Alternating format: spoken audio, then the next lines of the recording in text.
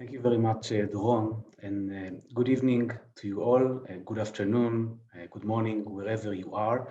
And thank you all for being here and taking the time to join to this talk, discussion, which unfortunately is all too relevant these days as we see the atrocities in Ukraine, and talking about the aftermath of war during a war, a devastating war, and as we see horrifying pictures coming from Ukraine, civilians being murdered, I think it gives another dimension to discussing these subjects. And I think that today, maybe more than ever, it is so important, giving the uses and abuses of history, of the memory of the Holocaust and anti-Semitism in order to justify violence in this conflict.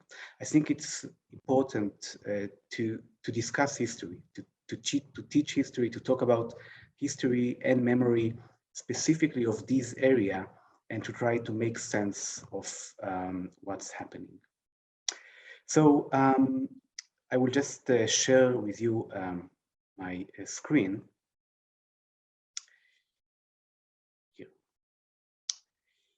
And my talk today is based on my book, which was recently published, Unsettled Heritage, Living Next to Poland's Material Jewish Traces After the Holocaust.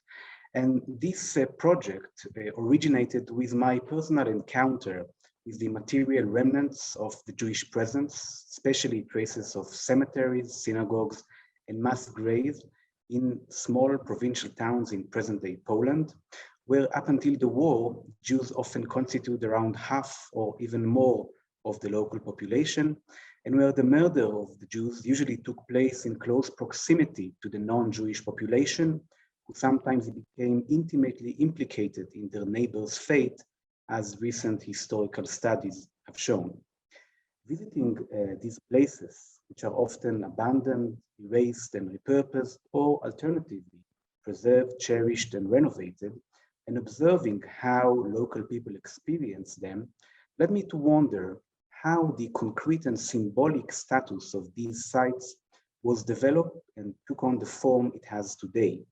My focus is on the first post-war decades from 1945 until roughly the end of communism in 1989. And I was trying to understand how were Jewish sites received, negotiated, treated, interacted with, and experienced by the post-war municipal authorities and the local Polish communities. Now, we know that many of these sites were demolished, forgotten, and used for various public and private needs. But what I was interested in was how did the discussion on the fate of Jewish spaces actually take place at the local level? And what were the consideration and justification that determined the future of Jewish sites? And also, what were the emotions and meanings that these inanimate traces evoked in the neighboring Poles, and how were they realized? So this research was not only about what happened to Jewish cemeteries and synagogues, but also, and mainly, how and why it happened, and under which cultural and conceptual frameworks. And in many ways, I think that this is a case study of how does a society perceive and live next to abandoned property, physical traces, and burial sites of exiled minorities that had once shared the same landscape, and how does the memory and perception of a violent past is mediated through the presence of material reminders of that past. And I think that these questions are relevant for many of us who live in many different places next to many different physical traces of absented minorities. And what I argue is that the interaction of the Polish society with the material traces of their murdered neighbors pertain to rooted cultural patterns and beliefs that were complicated in light of the aftermath of the war, the communist rule, and the extermination of the Jews. As a concrete reminder of the absent Jews and of the unsettling circumstances of their disappearance, these sites evoked and continue to evoke a wide range of reactions such as contempt, fear, unease, embarrassment, reverence, and compassion. And as the book shows, this commingling of attitudes was variously expressed over the changing political realities of the country's communist years, and it was manifested amid a complex interplay between state authorities, municipal officials, the local population, and Jewish leaders at home and abroad. And in this talk today, I would like to focus on several examples, phenomena that demonstrate the ambivalent encounter of the Polish society with the traces of their Jewish neighbors. So I will start at the beginning, right after the war, as Jews, as the first Jewish survivors were coming back to their hometowns in Poland. The country was in a total chaos, political, social, and cultural. It was experiencing a sort of limited civil war between the communists and the nationalist circle. The atmosphere around was one of insecurity, which targeted mostly Jews. We know that after the war, around 1,000, even more Jews were killed by various groups, nationalist circles, neighbors that were reluctant to give away their property. And one of the first tasks of the few returning Jews was try to preserve their heritage site, which were destroyed during the war, mainly by Germans, but also by the non-Jewish population. You can see some example here in the photographs. Now, immediately after the war, within this political vacuum, right before the full establishment of communist rule, a lot of local authorities and local organizations tried to make use of the situation and appropriate and repurpose Jewish sites for many purposes. Many of them already started building and dismantling traces of cemeteries, ruins of synagogues, and Jews tried as much as they could to fight this phenomenon. And actually, in the first post-war years, Jewish organizations in Poland found a rather attentive ear among the communist government, which at least at the early post-war years tried, at least declaratively, to protect the Jewish spaces from complete destruction. They couldn't always do so, but at least in the early years, there was an attempt somehow to address Jewish sensibilities and to protect somehow Jewish sites. However, while showing some level of protection to toward Jewish sites, the new communist regime was very strict regarding the question of ownership of communal Jewish property, mainly synagogues, cemeteries, and other communal buildings such as ritual bathhouses, mikvaot, and other community buildings. The regime made it clear, and also the law made it clear, that the Jewish communities can no longer be owners of property. So what the new law basically made, it severed the legal continuity between the pre-war Jewish communities and the post-war Jewish communities. And because of that, thousands of communal Jewish properties became officially and practically heirless.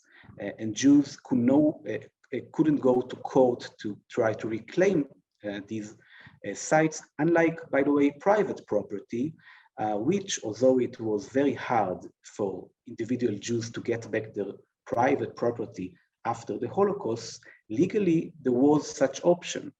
But concerning communal property, there wasn't any legal option to do so. The new Jewish congregation received some sort of limited option only to use and manage several ritual sites for prayer and for burial, but they couldn't become owners. Now, this point is important because As opposed to the official laws, we see that many local officials and local leaders in the provincial town found it very hard to assimilate this new legal reality. So on the one hand, there was some sort of collective attempt by the local authorities to repurpose and to appropriate Jewish sites for municipal needs, and especially synagogues, as usually big and solid buildings at the heart of town. An empty building was considered by local leaders as perfect to address the acute needs of their communities after the war. So on the one hand, they made all efforts to reclaim these sites, but still they couldn't bring themselves to certainty regarding the question, to whom does it belong? And in a very interesting phenomenon all over the country, we see that local authorities are approaching a Jewish representative and asking their permission to use a property that legally doesn't belong anymore to any Jewish organization. And not only that, we can see several ruling by local courts that gave back Jews synagogues, although by the law of the government, they weren't allowed to do so. For example, this huge synagogue in the picture in Dubrowa Tarnowska, town in southern Poland, which in 1947, as opposed to the law, was given back to the Jewish community. Now, the central government in Warsaw received rumor on these cases and tried to block them and to make it clear to the authorities over and over again that such a transaction and such cases are forbidden. But for several years, until the mid-50s, this phenomenon continued.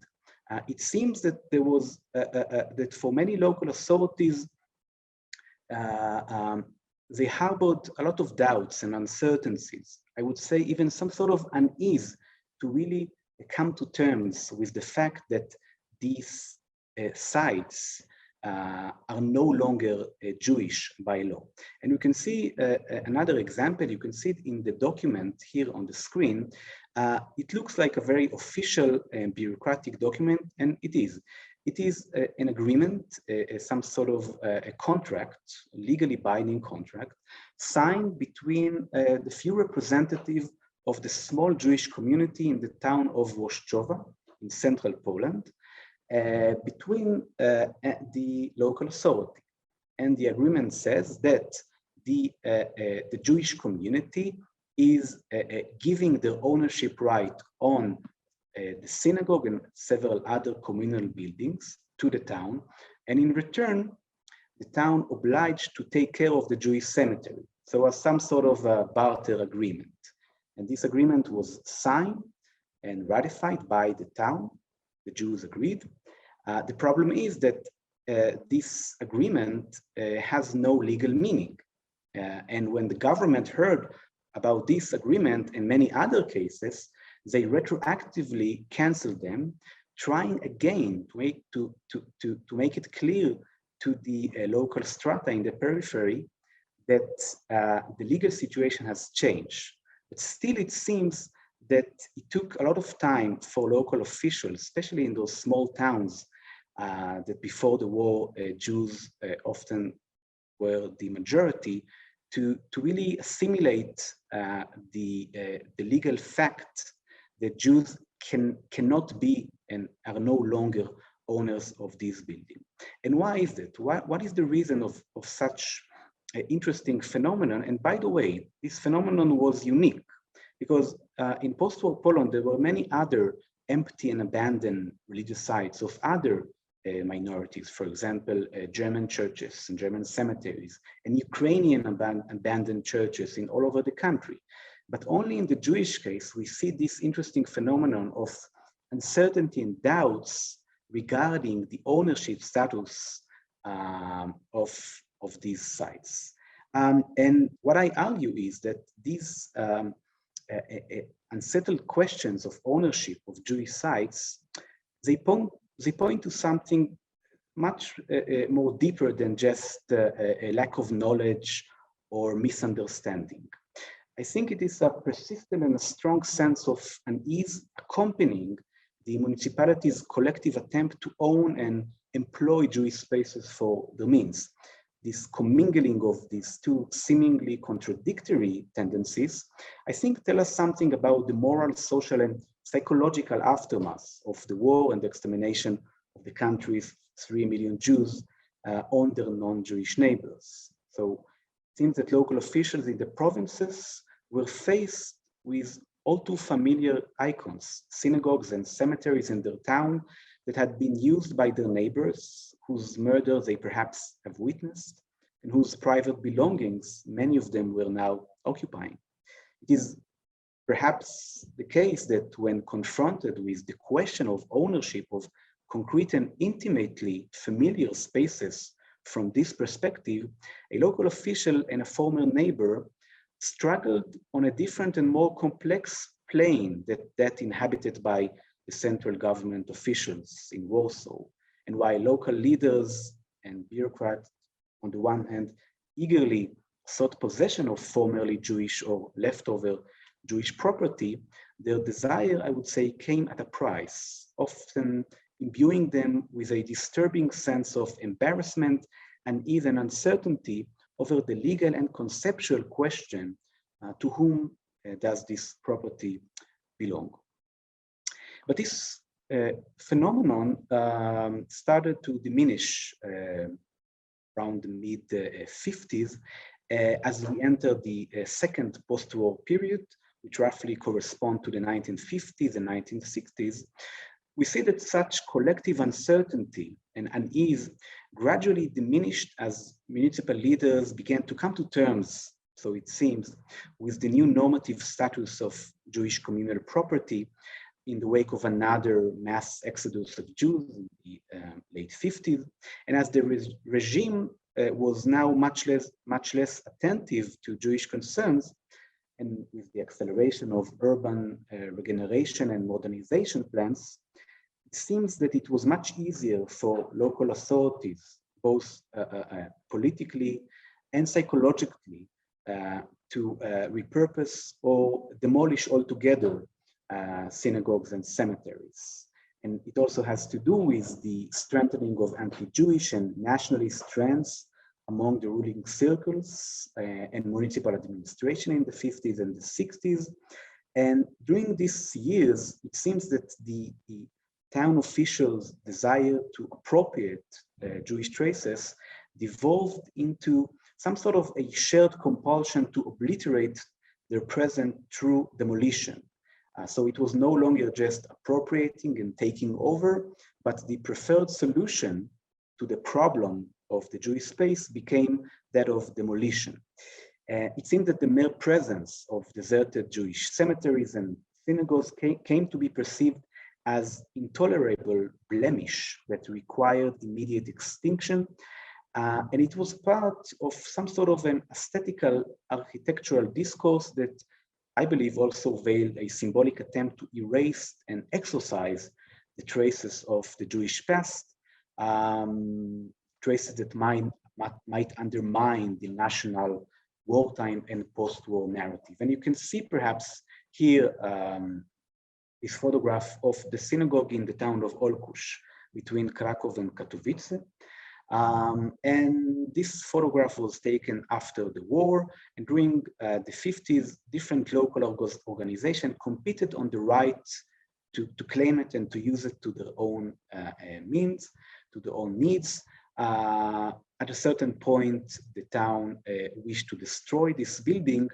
And in 1954, we can read a letter sent to the government by a local organization who wished to basically to destroy the building and use the space to build their own facilities. And I read because I think the language here is very interesting. They write as follows: the ruined building of the former synagogue is a hotbed of all possible filth. Local resident and passerby use the place as public toilet and as a dump. Rats, mice, and flies swarm there and turn this place into a breeding ground for infectious diseases. The building of the former synagogue is suitable for our needs, and the town board fully supports our request, as it is the only rational solution to the problem. Now, I want you to pay attention to the language, to the term, to these very strong and excessive categories of filth and dirt and impurity. This image of rats and mice swarm there between the ruins, people using this place as public toilet.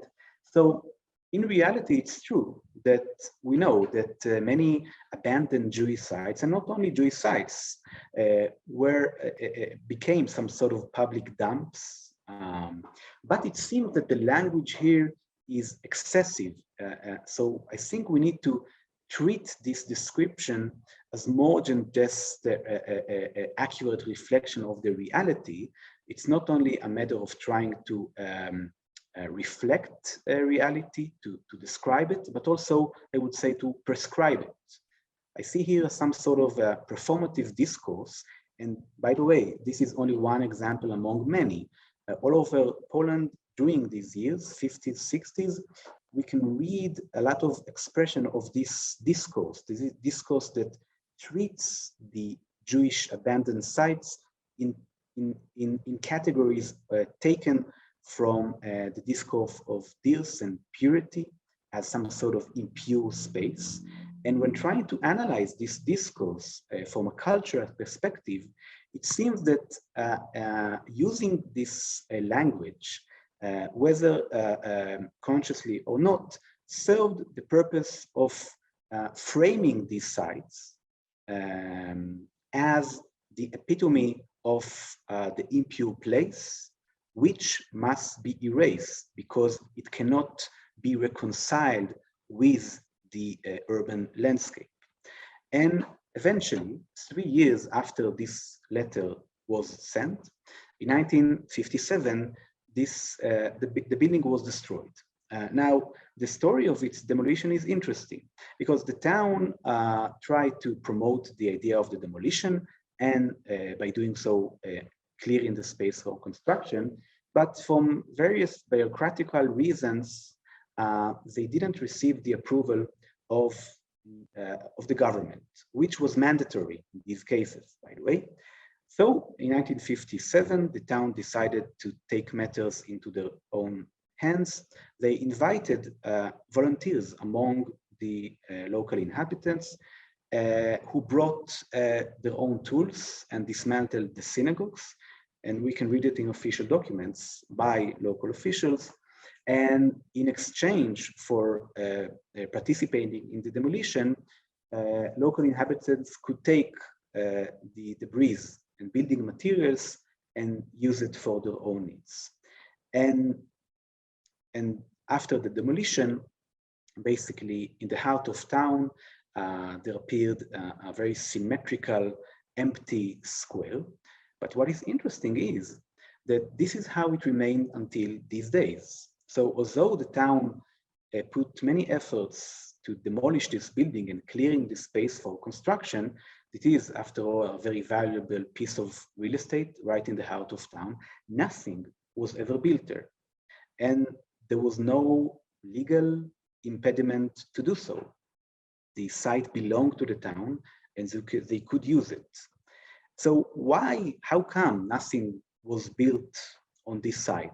So this is one of the questions that I was trying to ask myself, and we can see this phenomenon in other places also. There seems to be a certain sense of restraint to make use of emptied spaces created after the destruction of Jewish sites. Of course, many other cases, the exact opposite happened, and the town built on top of synagogues and cemeteries, but there were enough cases to suggest that this was not a hermetical reaction. Now, part of my research was also trying to talk to people And I interviewed a local inhabitant of this town, Olkush, in 2015. Back then, he was 95, and he remembered very good the demolition of the synagogue. He also remembered who were the people who took the building materials of the synagogue to their houses. And then I asked them, why do you think nothing was ever built there? Why didn't the town build on top of the empty space of the synagogue? And then he looked at me, puzzled, and said, but you know, they couldn't. It didn't belong to them. Now, I see this answer as some sort of, I would say, acknowledgement of a certain kind of remorse, perhaps, created after the fulfillment of the town's wish, but taking into account the memories of what had happened to the Jews, perhaps I would say, this is my assumption, the demolition of Jewish sites also created a certain kind of, again, certain embarrassment, which we can see in other places also. For example, here you can see this piece of grass in the town of Krinki, right next to the border with Belarus in eastern Poland, a town that was practically a Jewish town before the war. Also there, the Great Synagogue survived the war until the 1970s. And then after several attempts by the town authorities, they finally received the authorization to demolish the synagogue. They had plans to use the site, the space for construction of private property. And what happened was that, again, nothing was ever built there. Now, on the other hand, we see different cases. For example, here in the other photograph from Maków Mazowiecki, town right north of Warsaw, maybe some of you are familiar with. Now, this is the central bus station in town, and it was built on top of the Jewish cemetery, which was gradually demolished by the authorities and the local population in the 70s and 80s. There, actually, something was indeed built on top of the area. A concrete was placed there, and until today, this place is used by the town as the local bus station. But I think that what is interesting is trying to learn how these places are perceived today. And while I was there, I had a chance to speak to a lady who runs a small kiosk right there, in this bus station. And we talked, and then she told me the story about the former cemetery, and it seemed that she felt bad with the fate of this place. And then she told me something very interesting. She told me, and now you see how our town looks like today. It's a town that is half dead. Now, so it seems that you can sense, somehow detect, sometimes, not always, a certain kind of unease, I would say, that still lingers on, even today, so many years after the event. Now, in my book, I also discuss several cases of local stories and legends about actual punishments, collective punishments inflicted upon individuals, societies, and entire towns for desecrating a Jewish site. For example, in the town of Przeworsk in southern eastern Poland, where on top of the Jewish cemetery a highway was built, still one can hear stories about deadly car accidents that took place on this highway, and local inhabitants, they themselves connect these mysterious cases with the wrongdoing of using the cemetery for other purposes.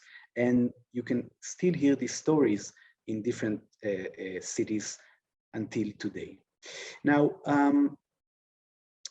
during all of these years where Jewish sites were gradually obliterated due to the ravages of time, nature, and man, the situation of Jewish sites evoked from time to time reactions of protest and compassion.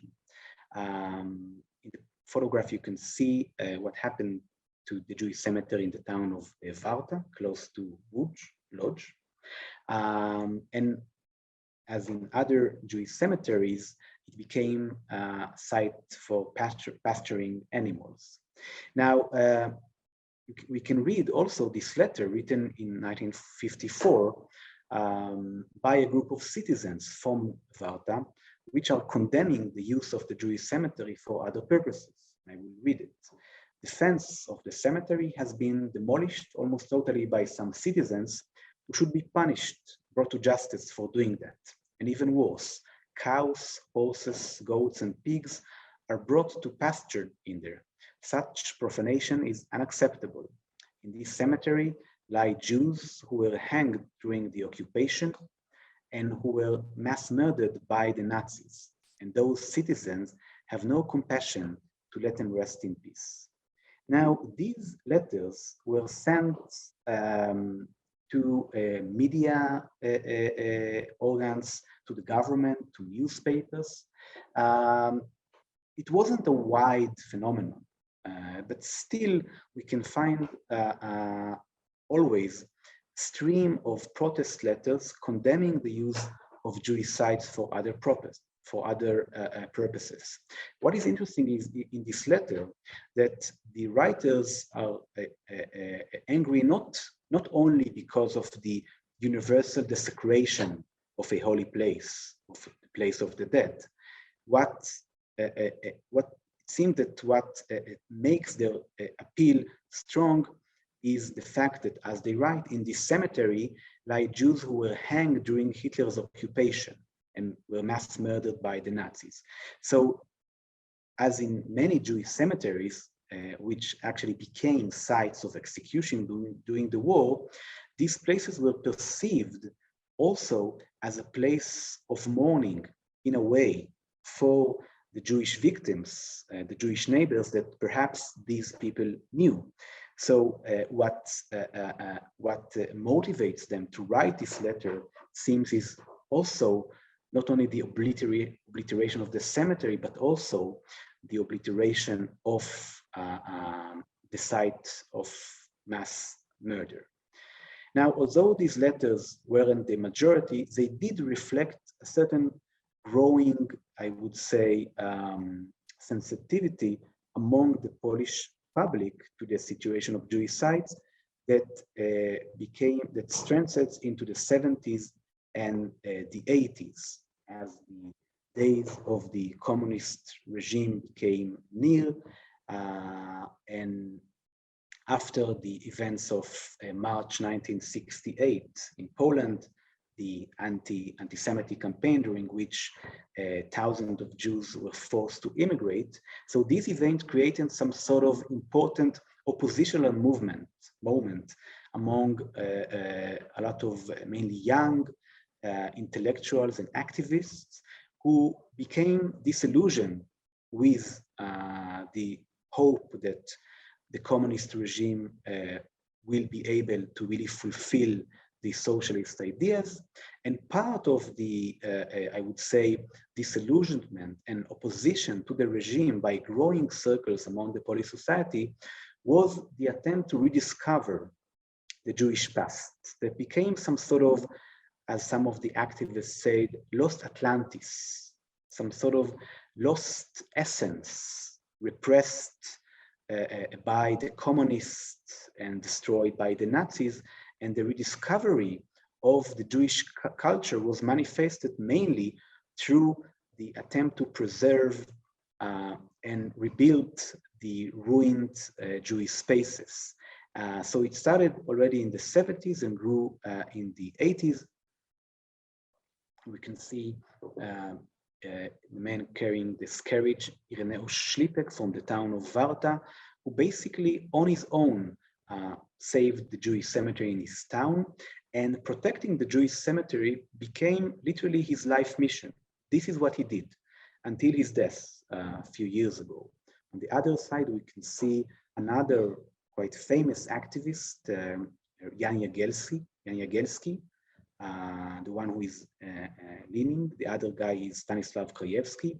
Jan Jagielski was perhaps one of the pioneer activists who started documenting and rescuing Jewish cemeteries. Here we can see Jagielski, who sadly passed away a year ago, and Stanislav Krajewski, one of the leaders of the Jewish community, examining recovered matzevot, Jewish headstones, found in different areas in the town of Kazimierz Dolny, Kuzmir in Yiddish. They were used during the war by the Nazis to pave roads, sidewalks. Now in the 80s, they were being taken out and brought back to the site of the Jewish cemetery, and later, using this headstone, a memorial was built. And if you pass through Poland today, you can see that in many small towns, you have a memorial made out of headstones as a certain way of commemoration. Now, these growing tendencies of rediscovering the Jewish past, of trying to renovate cemeteries and synagogues, also had an antagonistic potential, because towards the end of the 80s, as the days of the regime were numbered, Polish society began slowly and gradually also dealing with the history of the Holocaust and the history of their own involvement in the destruction of the Jews. And in this moment, the task of saving the physical traces of the Jewish past was also charged with an antagonistic and defensive reaction. And we can see these two distinct movements growing and expanding into the new era after 1989, as Poland became free of communism and entered a new phase. Now, although my book doesn't focus a lot on the post-89 period, it does include an epilogue dealing with the current situation and the current challenges regarding the situation and the preservation of Jewish sites. And for those of you who perhaps traveled in Poland, you know that today, dealing with Jewish culture, preserving cemeteries, renovating synagogues have become a sort of fashion, motivated by various needs and factors. It's obvious for a lot of local leaders that preserving Jewish culture is something which brings some sort of social capital to the local communities. It's also a way to connect local Polish communities to their own past by rediscovering the Jewish traces, and also for a lot of activists who are working tirelessly to find matzevot, to preserve cemeteries, and to make the public aware of the situation of Jewish sites.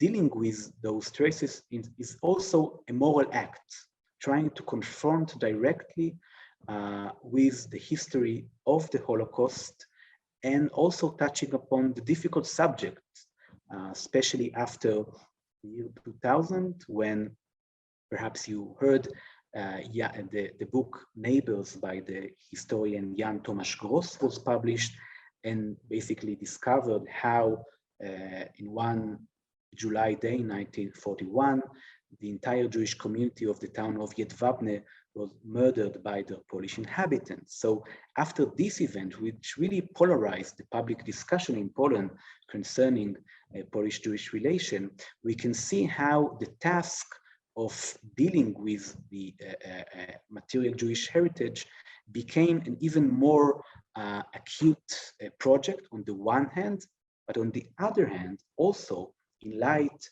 of the growing nationalist tendencies and also the freer level of manifestation of anti-Semitism that we can also see today, it seems that dealing with Jewish culture, with the material traces of Jewish culture, is also attracting defensive and hostile reaction, although it seems that today there is some sort of general consensus that the traces of Jewish culture, in a way, are part of Polish heritage. And of course, also the government is, in a way, using the promotion and renovation of Jewish spaces for their own political needs.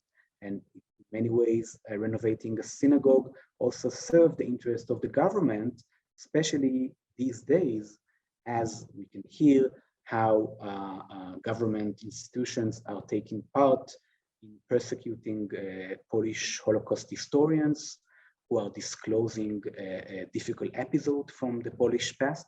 So in this sense, dealing with Jewish culture in this non-threatening way also serve the interest of a nationalistic movement. And I will just finish with maybe a reference to the actual situation. What was interesting to me in recent days is to see that in some of the synagogues that were renovated in recent years and now being used as community centers or as cultural centers, some of these spaces, for example, the yeshiva in Lublin, became shelters for refugees from Ukraine. And it seems, and probably heard and watched, that the Polish society has really really active in sheltering and receiving refugees from Ukraine. And in many ways, this moment bring up all sorts of historical memories. Also, the government is also riding this wave of public involvement and trying to portray themselves as a beacon of solidarity with the Ukrainian people.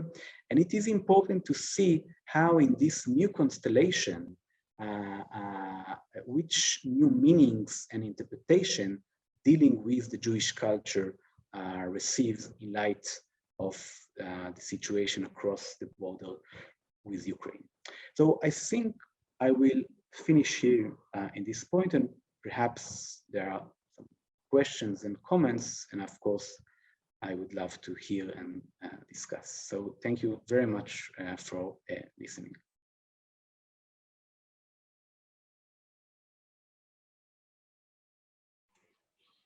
Thank you very much, Dr. Weizman. There are a few questions. The first one is by Sarah. Did the Polish government support this project? This, support which project? I mean, I'm not sure. I believe she's referring to your research. So basically, I guess the question refers to the project of renovating the Jewish spaces, I guess. So as I said, the Polish government today officially supports the preservation and renovation of Jewish culture and opening of Jewish museum. In many ways, they know that this is the thing to do. And also, in a way, preserving the Jewish culture today, in many ways, is something which is non-threatening. It doesn't necessarily has to go hand in hand with touching upon the difficult subject of the Polish Jewish history. So I would say, yes, officially the government is very keen, especially today, in light of the recent crises and the historical debates, they are keen on showing the good face of the Polish government.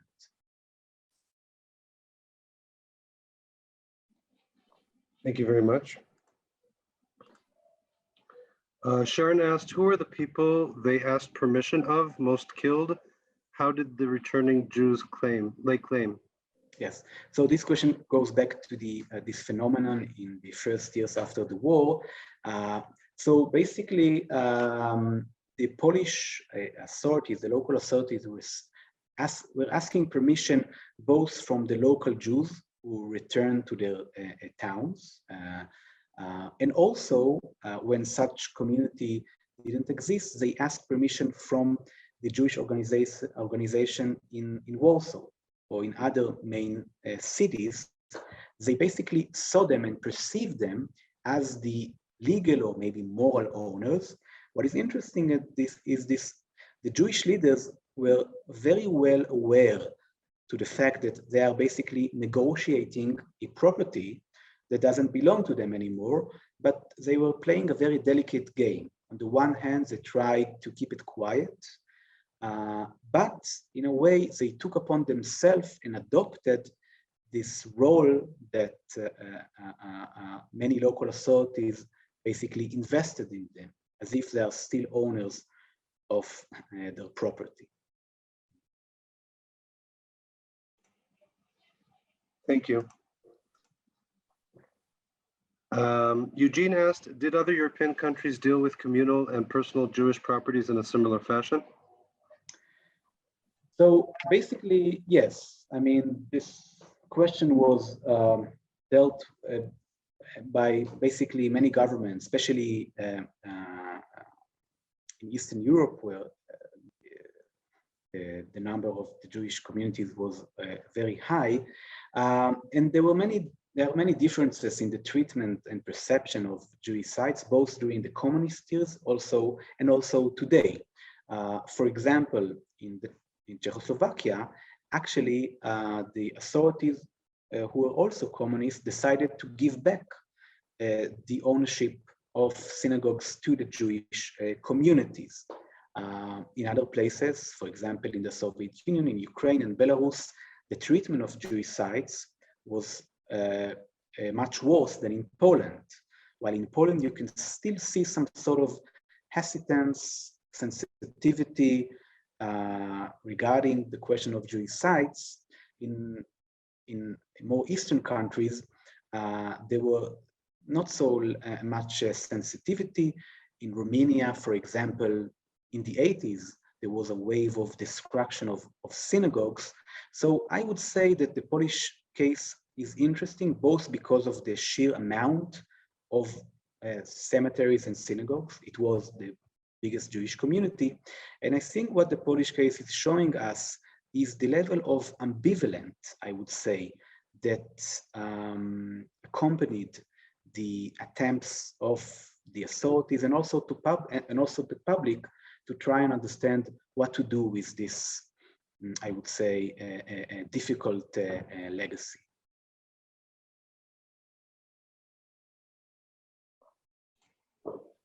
Thank you. Sorry, just a second. Benjamin asked, do you think anti-Semitism became much worse as a result of the Nazis than it was before, meaning it spread further than the Nazis, so much that horrible things like what happened here happened? It's a good question. I would say that I'm not sure if the anti-Semitism became worse after or in light of what had happened in the Holocaust, but it certainly became much more complicated in a way that after the war in communist Poland, there was no real free discussion about the Holocaust and about Jewish history. Anti-Semitism was allegedly taboo in communist Poland, and in this vacuum of discussion, anti-Semitism became even more complicated and repressed, and in many ways more hostile. Maybe less manifested and less vivid, but it received and attracted certain layers of denial, I would say, that turned this story, and you could see today with the discussion about Polish-Jewish relations in the Holocaust, how there's a lot of emotions of antagonism and denial. So I would say it's more than anti-Semitism. It's also I would say,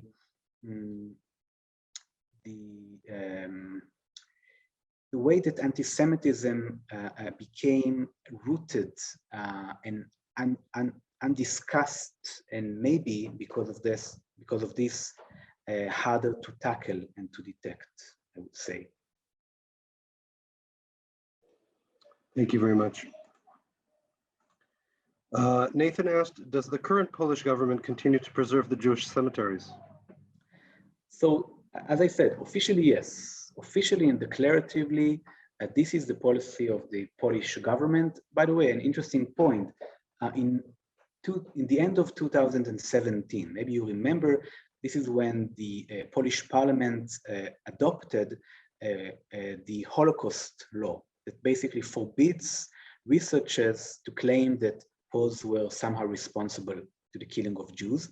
So during this discussion, the Polish parliament approved a bill of spending almost 30 million zloty on renovating the big Jewish cemetery in Okopowa Street in Warsaw. And I think it's not accidental. In many ways, it's very easy to preserve Jewish cemeteries. As I heard one activist said, in many ways, and of course, this is a very noble task of taking after the Jewish heritage, but in many ways, dealing with cemeteries or in dealing with dead Jews, it's easy.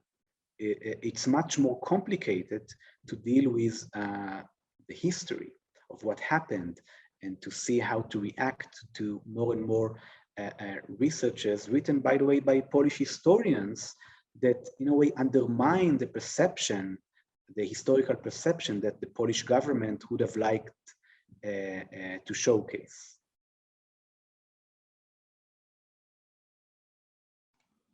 Thank you. Eugene asked, did the Poles make an effort to hide evidence that they were using or living in Jewish property? Poles left by nails used to fix mezuzahs, for instance? So I think it depends on the political climate. So at first, it doesn't seem that people were bothered. For example, you could see in fences and in sidewalks a visible headstone, visible Jewish letters displayed in the open, and also concerning synagogues. There were attempts maybe to adapt the building to other needs, but usually there was no attempt to erase all signs of the Jewish past. So, for example, you can still see former synagogues that are being used as stores and schools, archives. You can still see very visible signs of the Jewish past. However, I think that during this, as of the 70s and 80s, when the political and cultural norms have changed, and it became wrong to use Jewish sites for other purposes, I think there some sort of awareness began to develop that these things are wrong. And by the way, it led on the one hand to an attempt to stop using Jewish sites for other purposes, but in other way, it encouraged local authorities to try to hide the problem because they, in a way, felt a bit responsible. And you can see that in the 80s, some authorities, for example, covered certain places in town where headstones were visible in concrete, precisely because they understood that the norms has changed and it's wrong now to use Jewish sites for other purposes. So in a way, they found an easier way, I would say, to allegedly solve the problem. Thank you very much.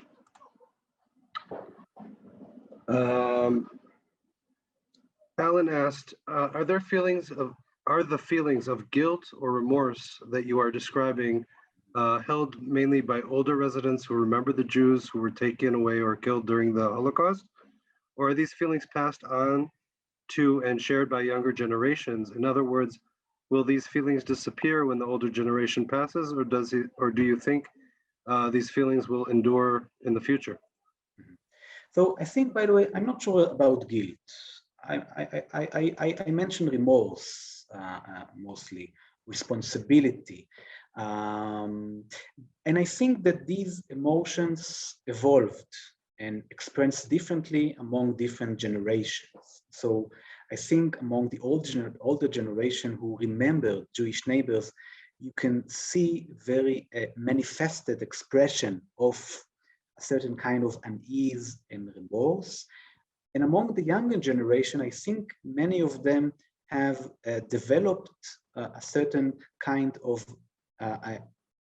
politically minded remorse. So it's not emotions that are based on some sort of intimate knowledge and intimate acquaintance with the Jews, but it's more part of political civil program or trying to, in a way, to incorporate the Jewish past and the Holocaust as a central part of the new and modern Jewish identity. So I would say it's a collective remorse, but it's very politically and socially oriented. And it seems that, of course, it's very different in different circles, and you can see in several youth movement and youth organization, a complete opposite sensibilities and tendencies that see the incorporation of the Jewish past as a danger to the Polish narrative. But still, I think that all of those mixed feelings testify that although we have a new generation, the Jewish past in Poland is still very much present, I think. Thank you very much. There were two questions that are kind of on the same subject, so I'll break my habit and ask two of them together. So Helen asked, are renovated synagogues used for services or are they memorial museums? And Dahlia asked, are the Poles doing some of the restorations for tourism purposes? Are the sites promoted for tours? Yeah, so very few among the renovated synagogues are used for prayers.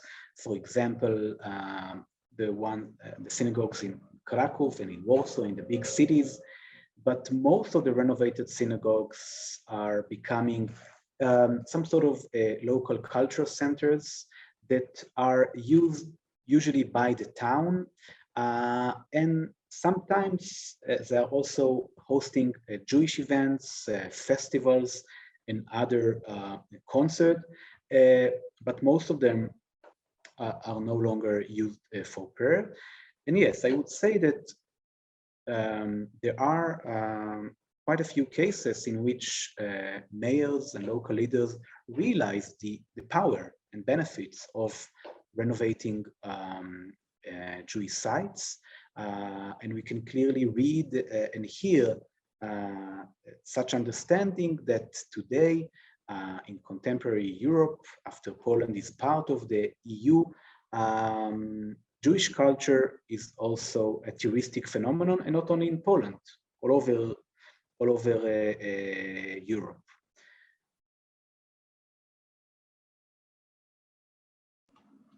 Thank you.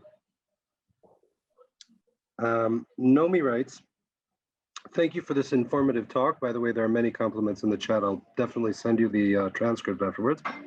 So she's asking, is there any interest by young Israelis who visit Poland each year to become involved in maintaining the cemeteries in their family towns or anywhere? Are these young Israelis given the opportunity to visit their family towns during their visits?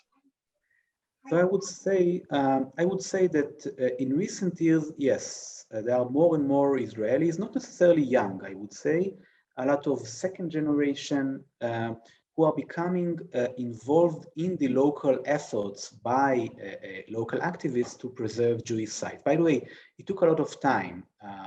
For many years, there were very few Israelis who took part in the rediscovery of Jewish culture in Poland. By the way, American Jews were much more involved in this process. And by the way, visits by American Jews in the 70s, in the 80s, were a very important phenomenon that generated many of the local initiatives of dealing with the Jewish culture. I would say that Israelis, well, for obvious reason, that the idea that, as many Israelis still think that Poland is a big cemetery, the idea that something positive can happen in Poland and something which is not only about the Holocaust and the memory of the dead, but also something that shows cooperation and reconciliation, it took time, and I think it's only a phenomenon of the recent years, a very interesting phenomenon, I would say. Thank you very much. Jeffrey asked, or he writes, you have provided a much more nuanced picture of the reaction of Poles to the now obliterated Jewish past, both over time and under different regimes. You have mentioned one factor: the Jews are no longer there. Are there others, e.g. members or membership in the EU, a genuine appreciation of the Jewish contribution in the past?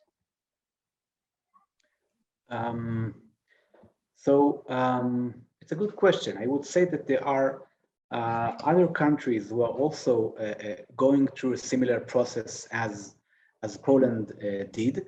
Well, it's true that on the one hand, Jews are not there in Poland, but in many ways are very much there. Not only in numbers, which by the way are also increasing, but it seems that the presence of the Jews is becoming very much a part of the social reality, for good and for worse. We can see it also in the increasing, sadly, of anti-Semitic views that also testify on the Jewish presence. And similar processes do happen in other countries as well. But since Poland attracts the majority of attention, especially because it was the epicenter of the Holocaust, I think the interesting presence of the absent Jews is very much unique there, I would say.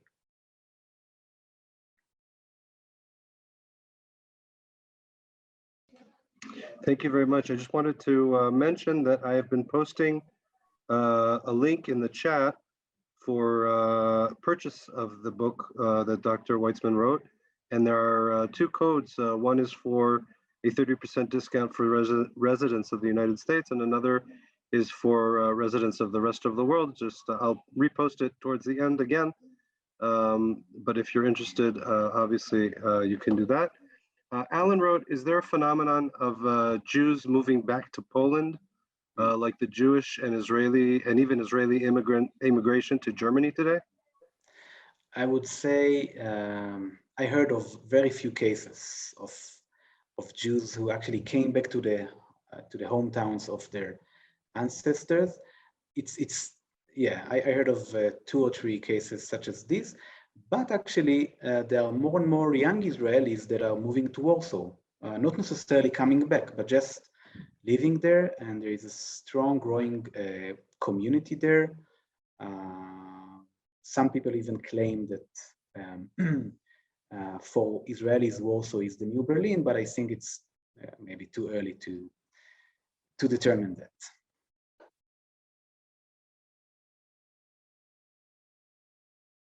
Thank you. Sam asked, I'm sorry, I opened the wrong document. Sam asked, was any private property ever returned to Jews? So right after the war, there was, as I said, a legal possibility to reclaim back private property, and some Jews managed to get it back. Not a lot. The local courts usually made it very difficult for survivors to receive property, and also many Jews who did receive the property eventually just sold it or just left it there and ran away from Poland.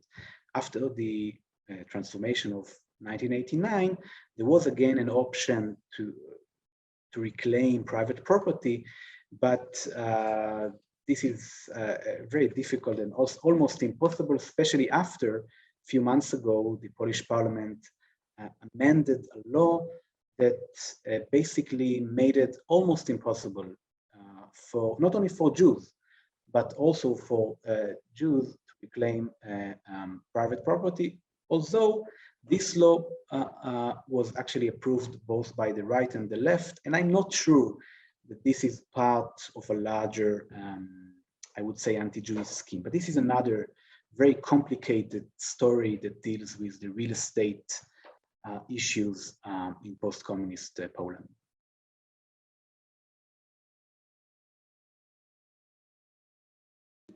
Once again, thank you so much, Dr. Weizman, Dr. Yechiel Weizman, for this talk and for answering so patiently all these questions. Thank you all for being here with us this evening. Once again, thank you all for being here with us. It's both a heavy and happy week, so bear with us. It'll be an interesting ride, and at the end of it is Happy Independence Day. Thank you all once again for being here from all over the world. We love seeing you each time. Thank you again, Dr. Weizman. Laila Tov from Jerusalem. I will open microphones for whoever's in the panelist room, so you can say a personal thank you or ask any further questions. If anyone who's in the attendee room would like to move into the panelist room in order to open their microphones, please raise your virtual hand and I'll be happy to move you there. Once again, thank you all. Laila Tov from Jerusalem. Thank you. Thank you very much, Doron, and everybody. Yeah, thank you. Very, very interesting research. I was just curious, also as an academic myself, when you conducted this research, I mean, obviously you know English and Hebrew. Do you also speak Polish? Do you speak Yiddish, German? I mean, are you able to speak directly, or did you need a translator when you're talking to local residents and reading local documents? So I learned Polish. It took me several good years to learn Polish, and yes, and most of my archival sources were in Polish, and I also conducted interviews in Polish, which is not perfect, but enough for the people to, I think, to understand me. Yes. And how willing were they to be interviewed about these subjects? Did you get a lot of refusals? Did you have to really convince people, you know, to speak on the record about this, or people just, because you're taking interest in this important history in their community, they were very willing to talk to you? How was the response like? So I would say that my overwhelming impression was people were very cooperative, and I hardly encountered any hostile reactions. Maybe it's surprising, but what I did was basically, my questions were very simple. I walked around and I asked people, excuse me, do you know where is the Jewish cemetery or the synagogue? And this is how the conversation developed. And I think that, well, maybe because of the fact that immediately people knew where I'm from, I didn't try to hide anything. So there was no suspicion or something like this. I said that I'm a researcher from Israel and I'm interested in the local Jewish heritage, and people just talked about it. Of course, I could tell that some of the things they said weren't really corresponding to the reality. For example, many people said that, yes, the Jewish cemetery was destroyed by the Germans, and I know it wasn't. But I usually didn't encounter any hostility, maybe because of, you know, I didn't discuss the history of the Holocaust. I try to somehow to get to this subject while, you know, in an alternative way, somehow, I would say. Oh, thanks. That's really interesting. And are you continuing this now that your book is published? Are you following up, or is you going on to some other topic now? So basically, now my project, I'm focusing on one of the towns that I discussed in the book, Olkush, and I'm doing some sort of microhistorical research that focus on the history of the Jewish community and the relation between Poles and Jews from the beginning of the 20th century until today. So I'm trying to enlarge the picture and also to include not only cemeteries and synagogues, but all sorts of objects and public spaces. And so this is what I'm working on now, but still, you know, in the same, pretty much in the same area. Yeah, thanks. That's very interesting. Good luck with all that. Thank you. There is one question I missed. It was Sandra's question. Mm-hmm. She writes, one Holocaust person, I assume it's a survivor, said he is not living in the past, but the past lives within him. Would you say this is true with the Poles having this feeling, and that is why anti-Semitism is still prevalent? Thank you. It's very interesting. I think that, well, in a way, yes. In a way, the present of the Jewish past is so vivid and and I would say active in Poland, that in a general way, perhaps yes, the feeling of the past is there among certain people in different ways.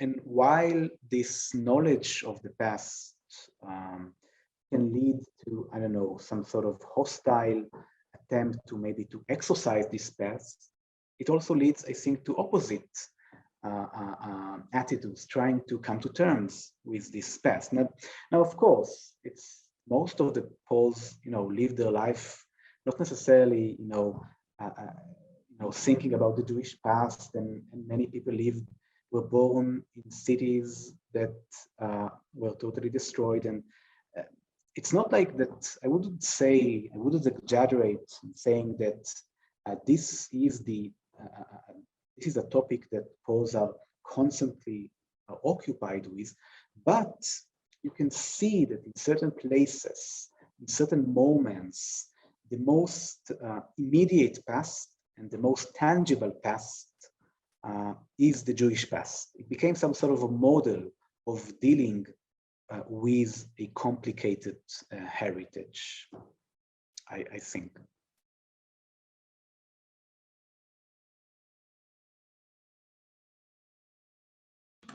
Are there any other questions? Does anyone else would like to say thank you or ask another question?